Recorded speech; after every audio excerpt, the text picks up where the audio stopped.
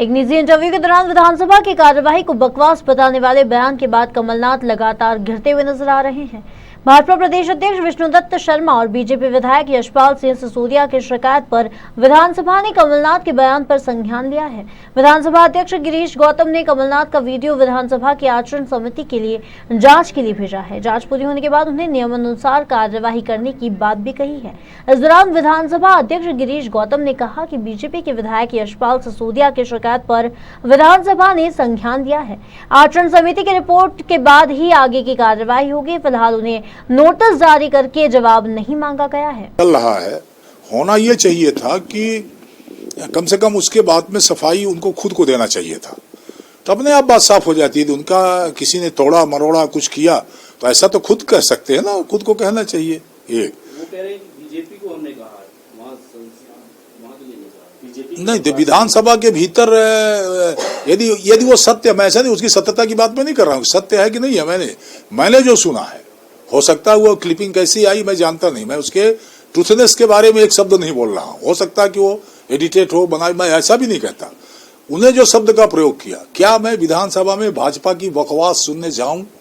तो भाजपा वहां थोड़ी आती है, वहां तो भाजपा का विधायक का, कांग्रेस का विधायक आता, भाजपा कहाँ आती है? बीडी शर्मा थोड़ी जाते हैं उसमें, भाजपा का उपाध्यक्ष थोड़ी जाता है, कांग्रेस का अध्यक्ष थोड़ी जाता है वहां तो जो विधायक वो जाता है ना। आप भले भाजपा कहो, कांग्रेस कहो, समाजवादी कहो, बहुजन कहो, पर आता तो सदस्य है ना। तो विधानसभा के भीतर किसको सुनना? भाजपा थोड़ी भाषण कर रही है, वहां तो विधायक बोलता है ना। तो वो यदि ये सत्य है, वो तो बकवास भाजपा का भले वो नाम लेते हो, पर वो विधायकों के बारे में ही माना जाएगा। तो इसमें कार्रवाई क्या हो सकती है?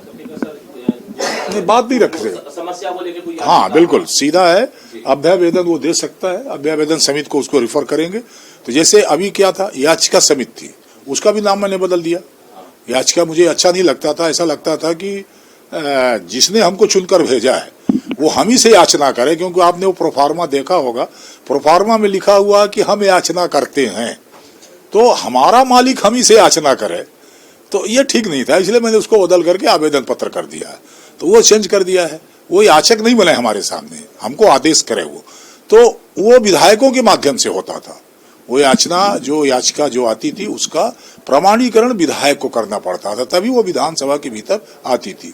अब हमने सीधे कर दिया है कि जनता चाहे तो अपना एक अभ्यावेदन रिप्रेजेंटेशन जो है सीधे स्पीकर को दे सकती है, उसको भी जिस तरह से याचिका का जाता परीक्षण के लिए उसी तरह उसको भी भेजेंगे। नहीं, हम तो सारे सदस्यों को अपनी तरफ से, चूंकि मैं सबका संरक्षक हूं, तो मुझे भाजपा और कांग्रेस नहीं दिखाई पड़ती वहां, मुझे वहां हमारा सदस्य दिखाई पड़ता है, किसी दल का संबंधित हो, तो मैं सबको अवसर देता हूं कि उसको बोलने का अवसर मिले।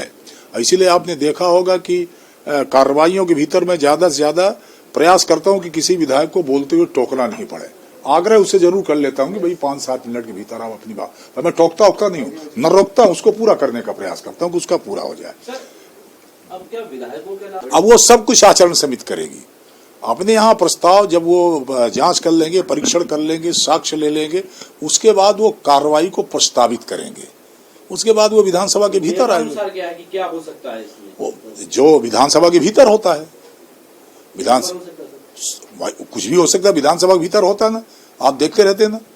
विधायक यदि उद्दंडता करता है, विधायक यदि आचरण के खिलाफ काम करता है, तो पीठासीन अधिकारी उसे निलंबित करता है। कई जगह तो आपने देखा हो कि विधानसभा की सदस्यता तक से हटा दिया जाता, ये सब दंड के प्रावधान है उसमें। पर अब वो तो होते हैं ना, कई बार आपने देखा होगा, राकेश चौधरी का क्या हुआ था, इसी विधानसभा ने उनकी सदस्यता समाप्त कर दी थी, हुआ था कि नहीं हुआ था, इसी विधानसभा के भीतर हुआ था।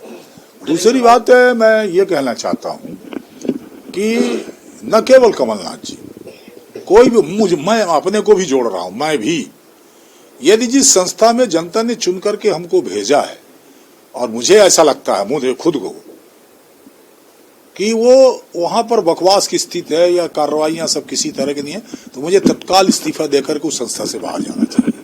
भोपाल से उमेश यादव की रिपोर्ट।